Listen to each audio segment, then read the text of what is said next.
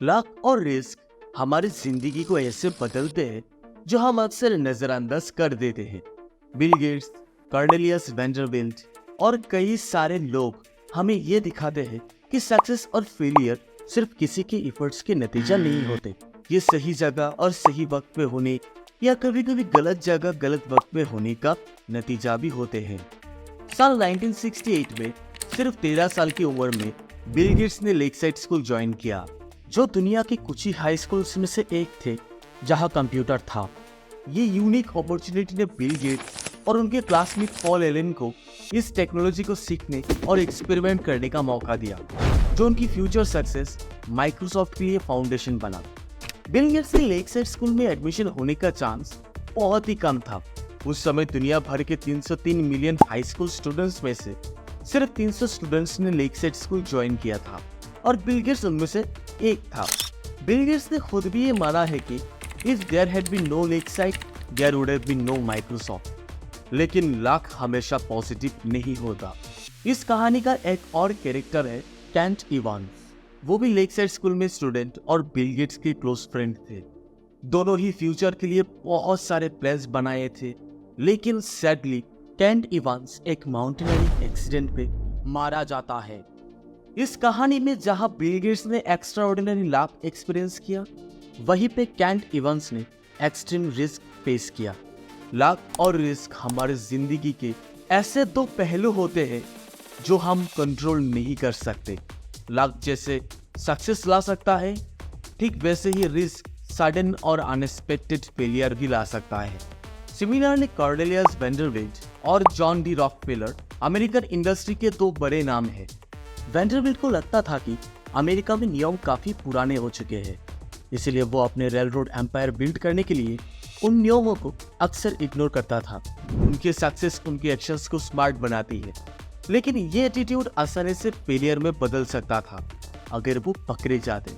इसी तरह रॉकफेलर का कानून तोड़ना कभी कभी बिजनेस सावी बना जाता है, लेकिन उनकी कहानी आसानी से एक क्रिमिनल फेलियर की बन सकती थी। बोल्ड और रेकलेस के बीच का लाइन बहुत पतला होता है और ये लक के साथ बदल सकता है।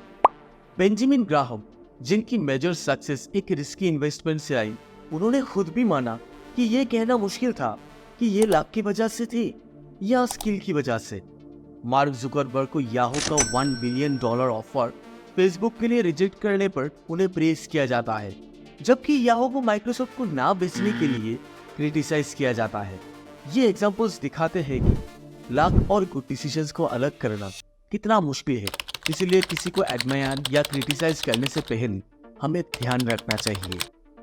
सभी मानते हैं कि फाइनेंशियल सक्सेस में लक का रोल होता है, लेकिन क्योंकि लक मेजर करना मुश्किल है और इस बारे में बात करना अक्सर रूट माना जाता है, इसलिए इसे अक्सर नजरअंदाज कर दिया जाता है। मीडिया भी सक्सेस स्टोरीज को सिंप्लीफाई कर देती है। मीडिया सिर्फ कॉज और इफेक्ट पर फोकस करती है और लक और रिस्क के रोल्स को इग्नोर करती है, जिससे मिसलीडिंग नैरेटिव्स बन जाती है जो सक्सेस और फेलियर के असली कारणों को गलत तरीके से दिखाते हैं। इसलिए लोगों को एक्सट्रीम एग्जांपल्स पर ज्यादा ध्यान देना नहीं चाहिए, क्योंकि ये अक्सर लक और रिस्क से बहुत ज्यादा इन्फ्लुएंस्ड होते हैं। इस जगह ब्रॉड पैटर्न्स का स्टडी करना बेहतर होता है। इससे हमें जिंदगी के लिए ज्यादा यूजफुल लेसन्स मिलते हैं। बिल गेट्स ने एक बार कहा था, success is a lousy teacher, it seduces smart people into thinking they can't lose. जब सब कुछ ठीक चल रहा होता है तब सब आसान लगने लगता है, लेकिन ये याद रखना भी बहुत जरूरी है कि आपके सक्सेस में लक का भी एक बहुत बड़ा रोल था और रिस्क आपकी फॉर्च्यून्स को जल्दी बदल सकता है। वही बात फेलियर पर भी लागू होती है। फेलियर स्मार्ट लोगों को ये सोचने पर मजबूर कर सकता है कि उनके डिसीजंस बहुत खराब थे, लेकिन कभी कभी ऐसा नहीं होता है। कभी कभी ये सिर्फ बैड लक होता है। तो दोस्तों, ये था मॉर्गन हाउसेल की the psychology of money book की चैप्टर 2 समरी। मैं उम्मीद करता हूँ कि ये वीडियो आपको बहुत अच्छा लगा होगा। ऐसी और भी बहुत ही अच्छी बातें हैं इस बुक में।